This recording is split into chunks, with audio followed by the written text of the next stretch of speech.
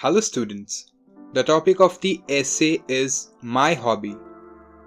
My hobby is collecting coins. I collect coins from countries all around the world. This hobby started when my uncle came from Germany 6 months ago and gave me some coins. He told me that they were the coins of different countries in Europe. I examined the coins carefully.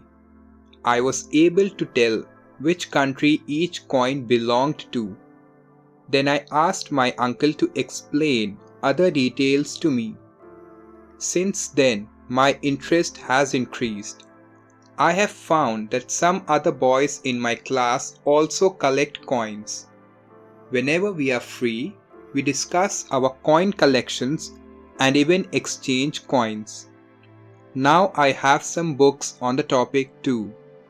My interest in history and geography has also increased. Coin collecting is indeed a wonderful hobby. Don't forget to subscribe.